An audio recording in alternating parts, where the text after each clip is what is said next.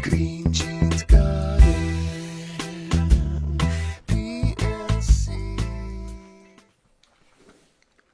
Hey guys, what's up? Welcome back.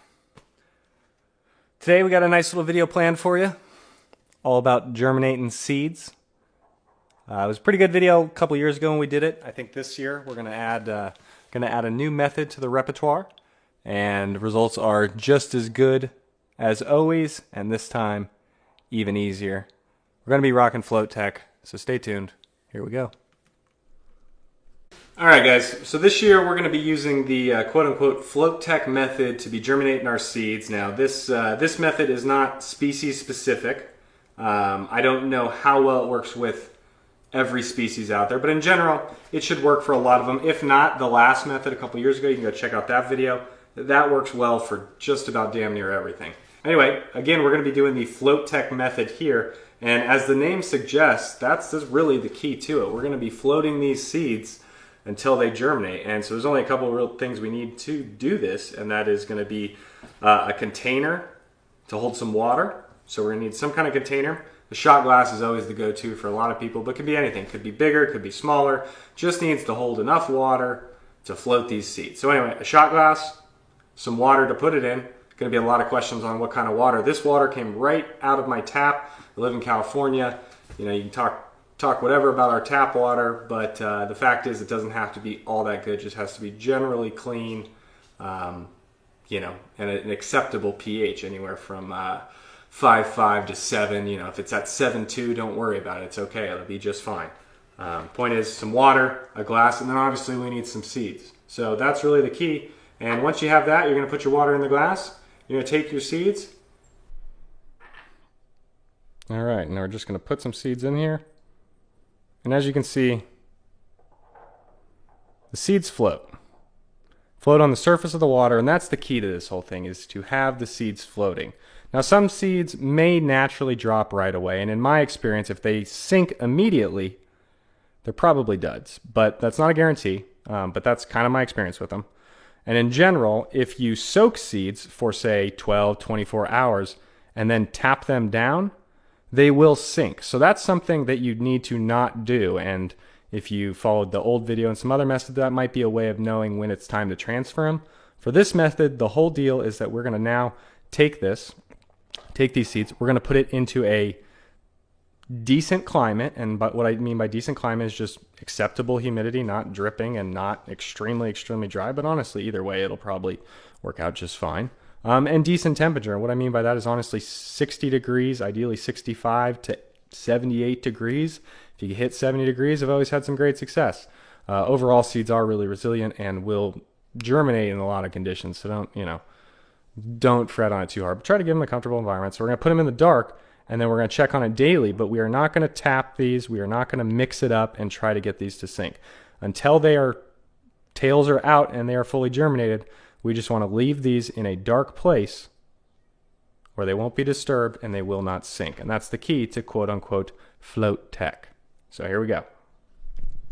All right, guys. So like I said, you want to put them in a decent climate. It doesn't have to be like scientifically precise, but a decent, acceptable climate. And it's got to be dark. That's kind of the key to germination. Not every species needs dark, but the majority of species, believe it or not, they need darkness to germinate. So that's like getting their seeds under the dirt or under the soil, something like that. But as you guys have seen in past videos, and I will probably use for the rest of my life in this house, I've always used this cabinet in my kitchen to germinate. So I'm going to take these, again, not to disturb them, not to sink them. They're not like freakishly fragile. They're just going to drop if you swirl them.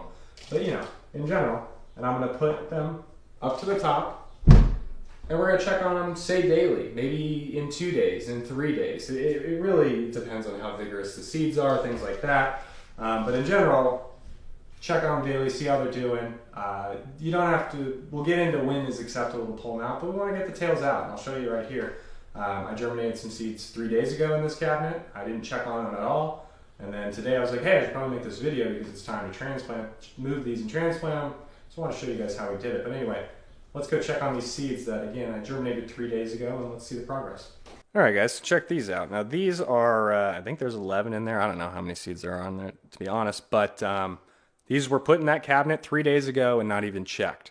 And as I can see now, I'm pretty sure we have a 100% germination. We'll check it out in a minute here, but let's pull you off. All right, so now you can see, now we're at the water level. This is a pretty good view here. As you can see, the seeds are floating quite nicely, and their tails are dangling into water.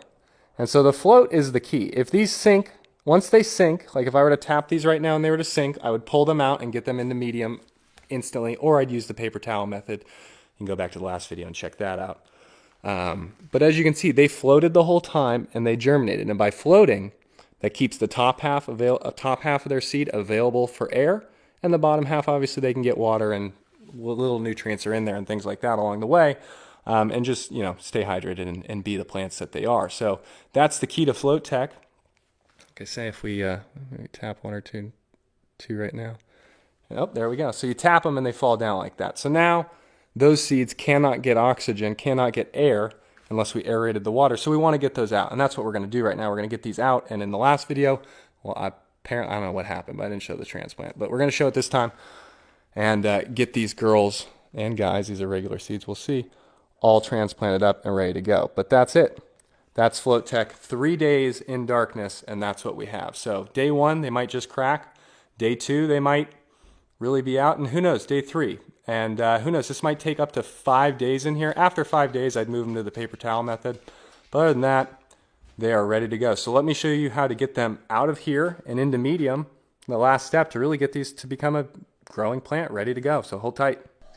All right, guys, so time to get these seedlings transplanted up. And the first thing we're obviously going to need for that is some kind of container and some medium in it. So I have 100% pure cocoa here. You can use soil, you can use Pro-Mix. Really, the media per se doesn't necessarily matter in getting these transplanted up. We just want to get them from that water, from that shot glass, into the medium. So once you have that, we need to get prepped slightly, and all we're going to be doing there is getting some holes. As you can see in a few of these, getting some holes ready so we can drop these seedlings in tail first. So all we're gonna do is prep it with a hole that's big enough to fit however big your sprout is. So if you got a tiny little sprout, it doesn't have to be a huge hole. If you got something that's got some tails like we've got now, that's got inch long tails, gotta be a little bigger hole. So. And that's all it was. I got a screwdriver here because that's what I had on my desk, and works fine. You can use your finger, you can use a pencil, I got some tweezers here also that would work. It's up to you. So that's it, and now let's get something in there.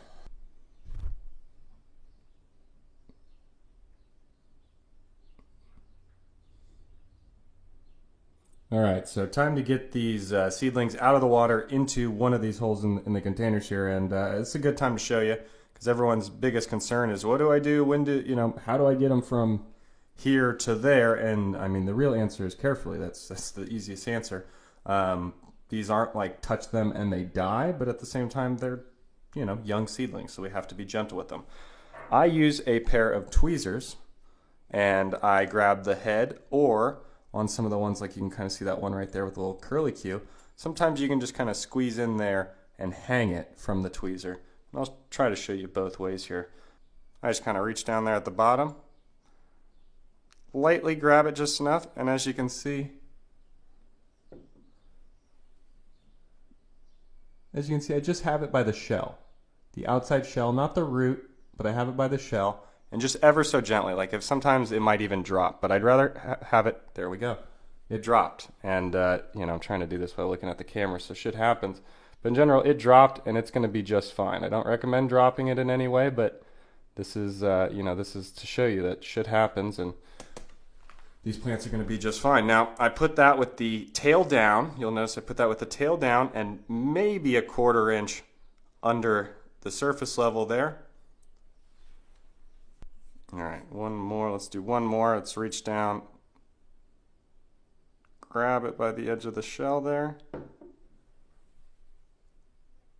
See, it's just by the shell, and we're gonna lay it down gently. You can see it's right in the hole. It's just under the surface. It's kind of leaning there. Nothing very specific, other than it needs to be tail down, because the tail, everyone asks, tail up, tail down. Tail down, the tail is the root. The root's gonna grow down. The shell is what's gonna contain the leaves and everything, and that's gonna grow up. So tail down. Just kind of lightly brush some soil over it, and we're going to water it in nice and gently after this. If it goes a half inch down, if it goes a quarter inch down, like it's not going to kill it, but in general, just enough to kind of get it an eighth of an inch to a quarter inch under the soil level. Works for me. That's it. I'm going to get the rest of these transplanted up and show you how they do. All right, guys, so now they're covered up, all transplanted in, covered up with just a touch of soil. And like I said, it's time to water them in. And we're going to want to do this gently. We're not just going to want to pour a gallon of water, or 500 milliliters of water into these and let it settle yet. We want to be gentle. We don't want to disturb where we just put those seedlings. So one of the best ways I know to do it is with a pump sprayer, something nice, something gentle. We're not trying to blast them, but you can get it on a nice mist setting and be very direct at where you want the water. And just a little bit of water. We don't want it to be completely soaked. We just want it to be moist so that the seedlings have water to draw from. Just like they would have been, well, I guess we had them in Float Tech here. They had water at their disposal. But if they were in the paper towel method or anything like that, we just want to keep them moist in a good place where they can germinate. Once they start breaking the surface here, then we can get a little more in-depth with them right now, but right now we're just doing straight water in a gentle way. Some people recommend a couple holes in the top of a water bottle cap, just let it drip in.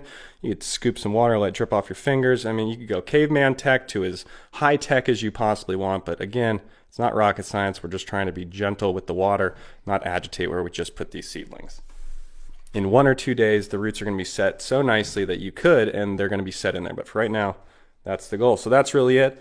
Now, in the next day, easily in a day, but maybe if your seeds are a little slower, day, 2, 3 days, they'll be up over the medium or the soil level, and then we can start feeding. But at this point, everyone also asked the other one before I leave you, at this point, we need to get these under light. So actually right now, I got a window right here, which is where this beautiful light's coming from. I got a window. I could leave them here. They would sprout just fine.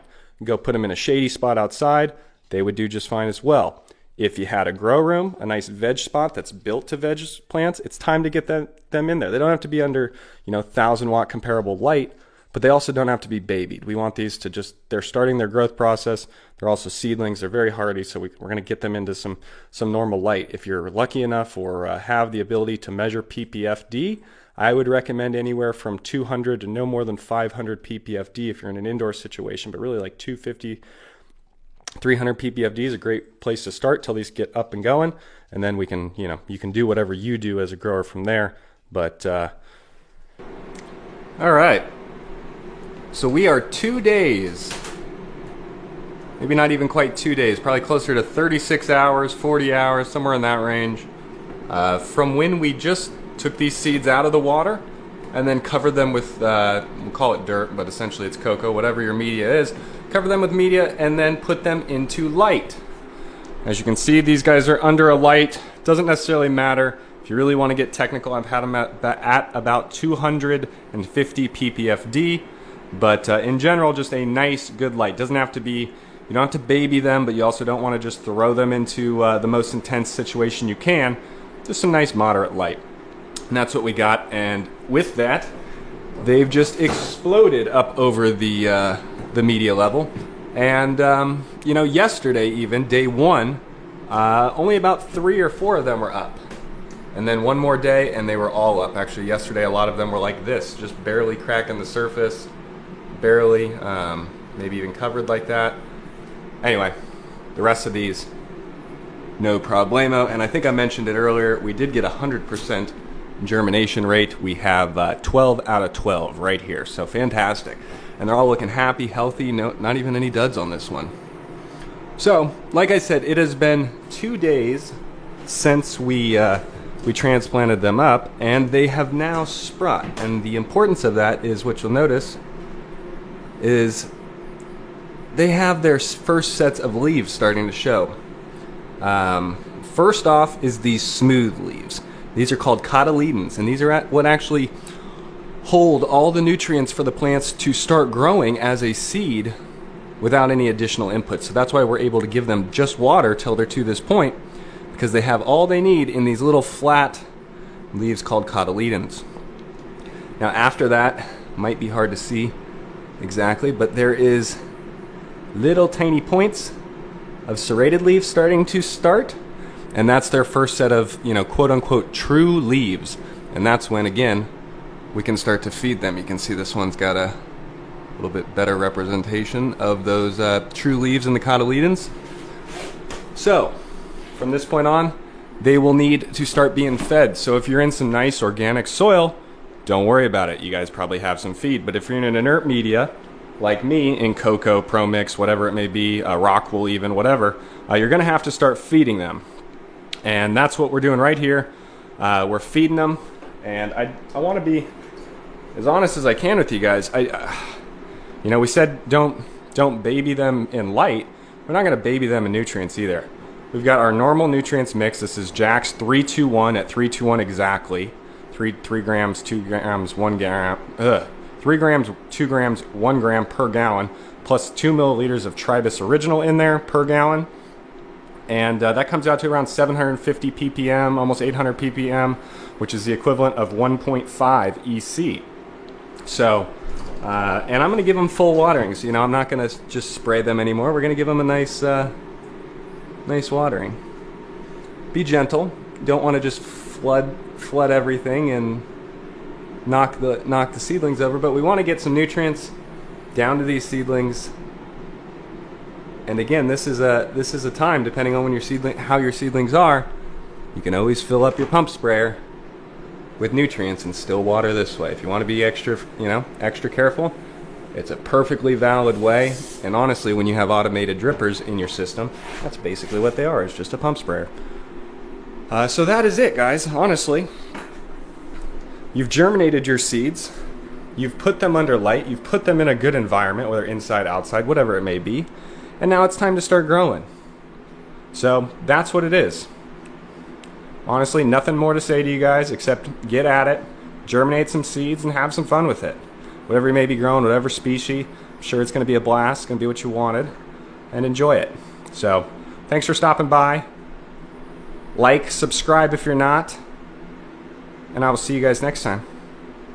Peace.